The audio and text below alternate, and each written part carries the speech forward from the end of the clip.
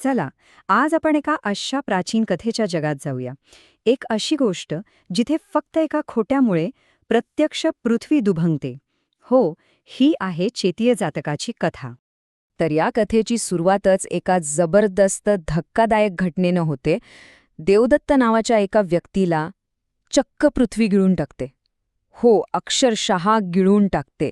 आता ही काही साधीसुधी घटना नाहीये, यामागे एक खूप मोठं कारण दडलेलं आहे. आणि मग साहजिकच एक प्रश्न उभा राहतो की अरे, एका खोट्यामध्ये एवढी ताकद असू शकते का की चक्क जमीन फाटावी आणि कोणाला तरी थेट नरकात खेचून घ्यावं? हे कसं शक्य आहे? याच प्रश्नाचं उत्तर शोधण्यासाठी आपल्याला खूप मागे जावं लागेल, इतिहासाच्या अगदी पहिल्या युगात. तर आपण आता अशा एका काळात, अशा एका जगात प्रवेश करतोय जिथे सत्य आणि पवित्र्य यालाच सर्वोच्च स्थान होतं. आणि या जगाच्या अगदी केंद्रस्थानी होते चेती राज्याचे महान राजे अपचार. हे जे राजोपचार होते ना, ते काही सामान्य शासक वगैरे नव्हते. त्यांच्याकडे चक्क दैवी शक्ती होत्या आणि याच शक्तींमुळे त्यांचं स्थान, त्यांचा अधिकार सगळंच अद्वितीय होतं. आणि साहजिकच त्यांच्या याच शक्तींच्या जोरावर त्यांचं राज्य वैभवाच्या अगदी शिखरावर पोचलं होतं. अच्छा, मग ह्या शक्ती नक्की होता तरी काय? चला जरा जवळून बघूया. तर राजे अपचार हवेतून चालू शकत होते. विचार करा, जणू काही जमीन आणि आकाश त्यांच्यासाठी एकच आहे. इतकंच नाही तर त्यांच्या संरक्षणासाठी चारही दिशांना देवदूत तळपती तलवार घेऊन उभे असायचे. त्यांच्या शरीरातून चंदनाचा सुगंध दरवळायचा आणि मुखातून कमळाचा सुगंध यायचा. या सगळ्या शक्ती म्हणजे काय, तर त्यांच्या शुद्धतेचं आणि सत्याप्रती असलेल्या निष्ठेचं प्रतीक होत्या. पण म्हणतात ना, जिथे प्रकाश असतो तिथे सावलीही असतेच. राजाच्या आयुष्यातही ही सावली आली, आणि ती आली त्यांच्याच एका मित्राच्या रूपात, ज्याच्या मनात एक अतिशय विषारी योजना आकार घेत होती. तर झालं असं की राजाचा एक बालपणीचा मित्र होता, कोरकलंब. त्याला राजपुरोहिताचं पद हवं होतं, पण परंपरेनुसार हे पद त्याच्या मोठ्या भावाकडे म्हणजे कपिलाकडे होतं. मग काय, त्यानं राजाला त्याच्या एका जुन्या वचनाची आठवण करून दिली आणि ते पद मिळवण्यासाठी चक्क खोटं बोलण्याचा सल्ला दिला. आता इथे एक गंमत लक्षात घ्या. त्या काळात खोटं ही संकल्पनाच अस्तित्वात नव्हती. म्हणजे लोकांना माहीतच नव्हतं की खोटं बोलणं म्हणजे काय. ही एक पूर्णपणे नवीन, अगदी विचित्र गोष्ट होती. लोक विचार करायचे की अरे, हे खोटं म्हणजे काय, त्याचा रंग निळा असतो की पिवळा. यावरूनच त्या कृतीचं गांभीर्य किती मोठं होतं याचा अंदाज येतो. आणि मग तो क्षण आलाच. राजा आपल्या मित्राच्या मोहाला बळी पडला. त्यानं सत्याचा मार्ग सोडण्याचा निर्णय घेतला आणि बस, इथूनच त्याच्या अधोगतीचा प्रवास सुरू झाला.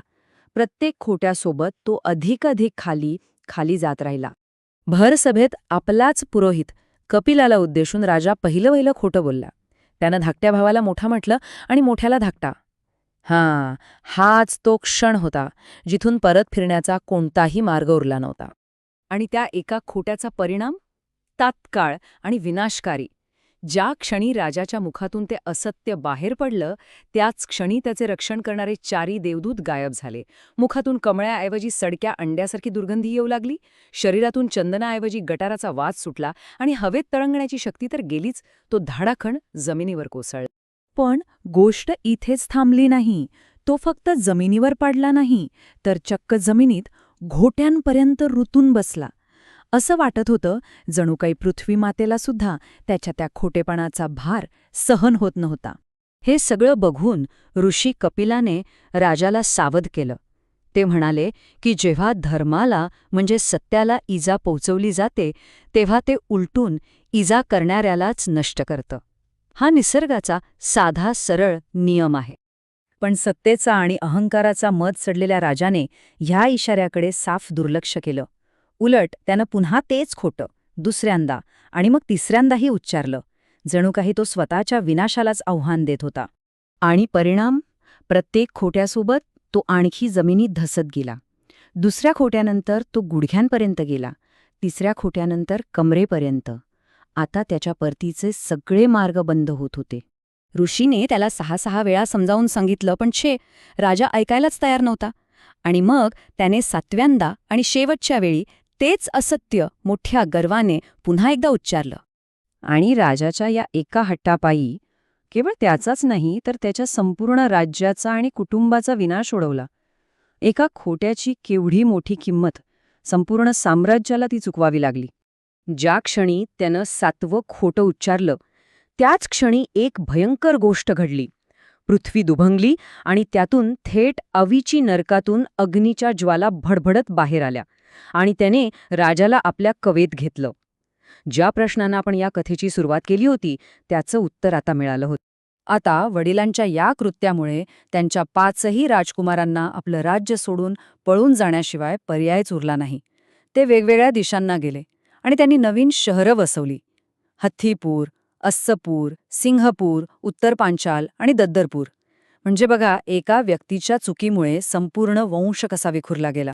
पण थांबा, ही केवळ एक जुनी दंतकथा नाहीये.